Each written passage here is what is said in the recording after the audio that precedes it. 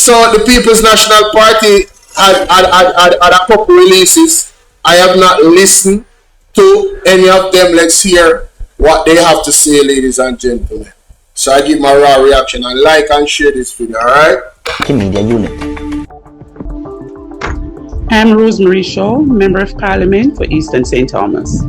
I'm speaking today because the people of Barking Lodge have come to me with real concerns, and they deserve answers. Residents have raised the alarm about the construction of fish ponds right next to the Barking Lodge Primary and Infant School, along with reports that public accesses to the beach has been blocked, and that sections of the public roadway have been dug up. That's why on July 24th, I formally wrote to the National Environment and Planning Agency asking them to urgently investigate. I want to know, were all the proper approvals and permits obtained? Was an environmental impact assessment done before construction began? And were the beach and roadway actions lawfully authorized? Let me be clear, I am not against development. St. Thomas needs investment and opportunity. But development can never come at the expense of our children's safety, our environment, or the rule of law. Every developer, no matter who they are, must follow the same rules that protect our communities. The residents of Barking Lodge deserve to be heard. They deserve real consultation on projects that affect their daily lives. And they deserve assurance that everything is being done by the book. I am calling on NEPA to respond quickly, investigate thoroughly, and take action if the law has been broken. This is Rosemary Shaw, and I will keep fighting for the people of Eastern St. Thomas. Visit our website at PNP. Well, I mean, that's very, very straightforward. I saw the video on the news. I saw the video on the news.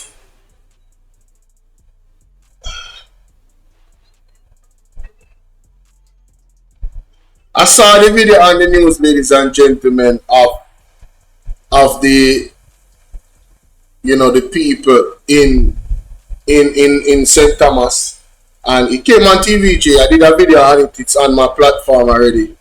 So, you know, Ms. Rosha is asking some critical questions, and I know that, you know, the People's National Party has been given proper representation. Del Toria, how you doing? Big up yourself. Thank you so much. I appreciate that. Yes, curious how you doing. So, yeah, I know the PNP is gonna give proper representation, ladies and gentlemen. You understand? So, salute to Miss Rosha and the People's National Party, and I hope that Vernon, how you doing? I hope that, no, I know about that, man. I get to that, man. No, nobody pray, man. Hold on, little bit. Let's get to the next clip, ladies and gentlemen. Let's get to the next clip. I am Fitz Jackson, opposition spokesperson on national security. I am again calling for the Jamaican people to be shown the Third Country Nationals Agreement in full.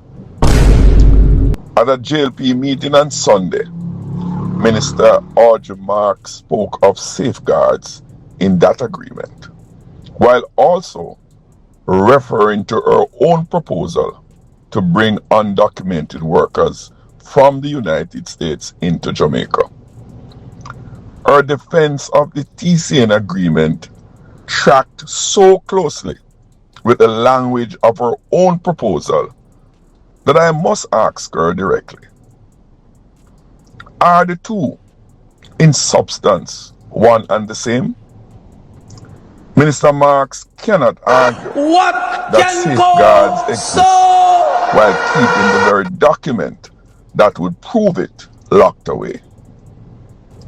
If there is truly no overlap between her proposal and the TCN deal, the simplest way to prove it is to publish the Memorandum of Understanding in full. Months after it was signed, that document remains hidden from the people it affects most. Which government denies its citizens information that is in their own best interest? The Jamaican people deserve honesty from their government. Prime Minister Holness must publish the MOU now. Visit our website at pnp.org. And these are the things that should be on the top of the list of, things that we're talking about. You understand? The Nero, you're doing. All of the questions around the TCN deal. It's too important to just brush aside, ladies and gentlemen. Way too important to just brush aside. So, I am echoing the call of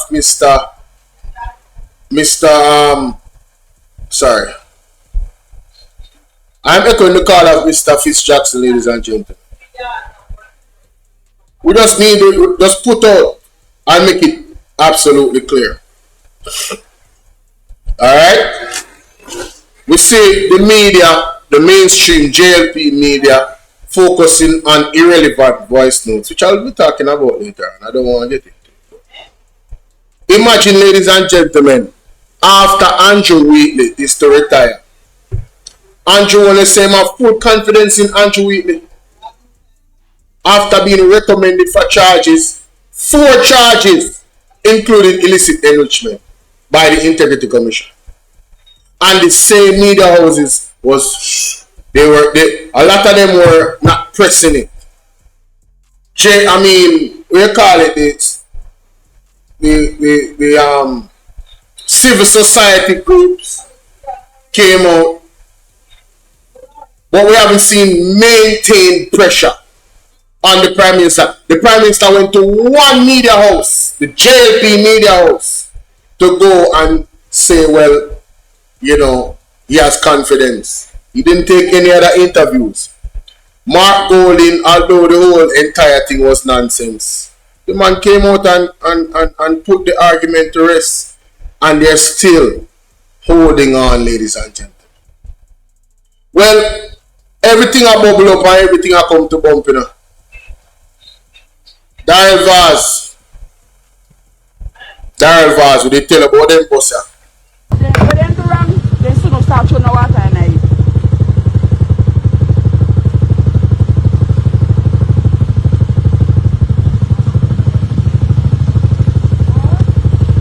Her with the show? Just so I know the way of them. I want to say I talk to them.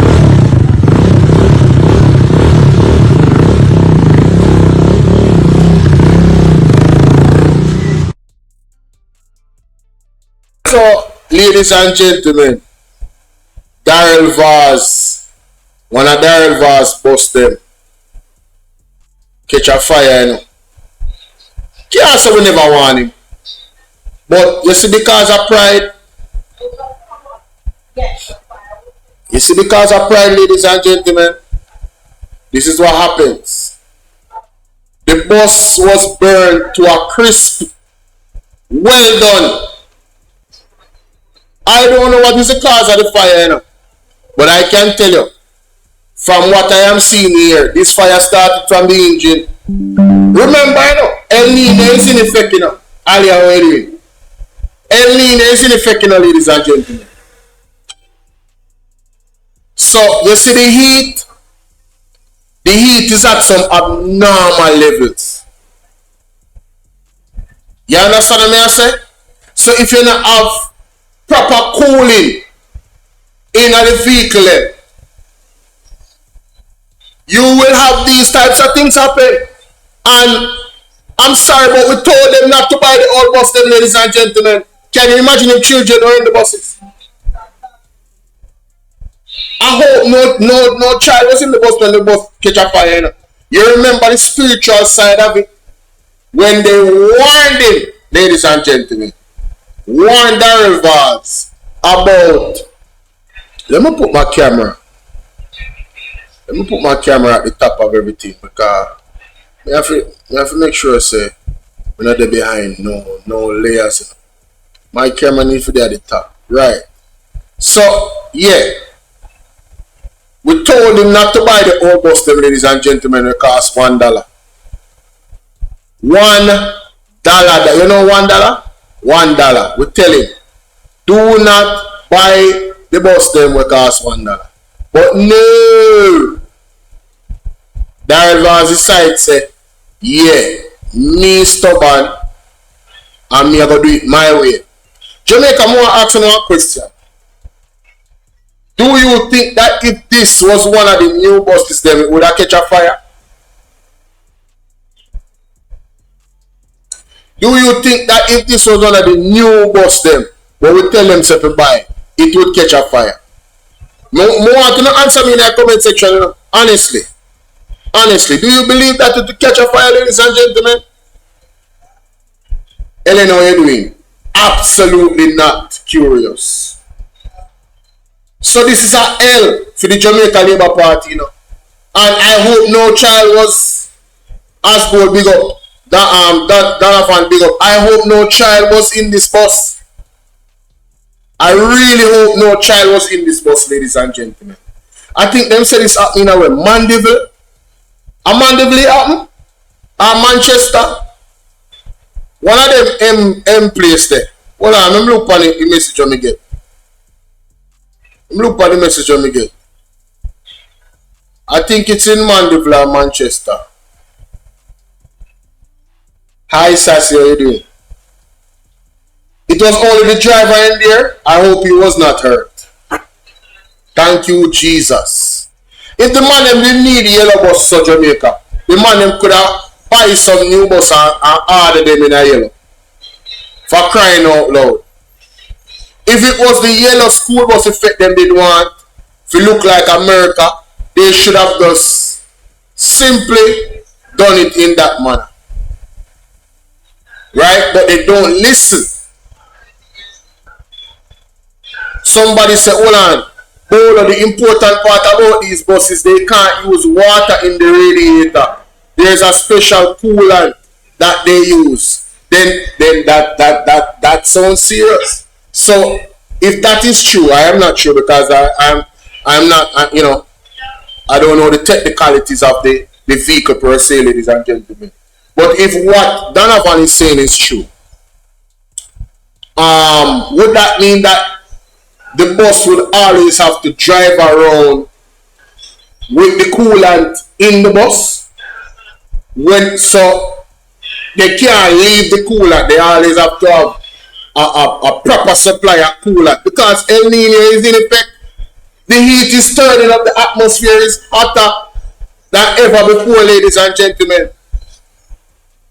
Right? But again, they don't listen. The People's National Party gives solid advice, and because of pride cometh before the fall, ladies and gentlemen. Pride cometh before the fall. And these coolants, these specific coolants, what is the cost of them?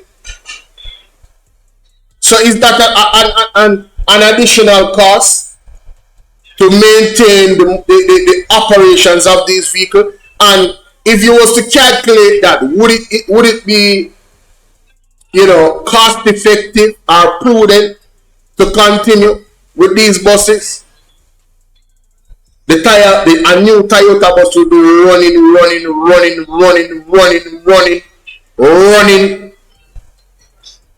You understand? With no problems, ladies and gentlemen. 5 years straight, I tell you. Well, nice. But no. This is what they wanted. Right? There's consequences for actions. We're gonna move on. Like, share, and subscribe, ladies and gentlemen. Like, share, and subscribe.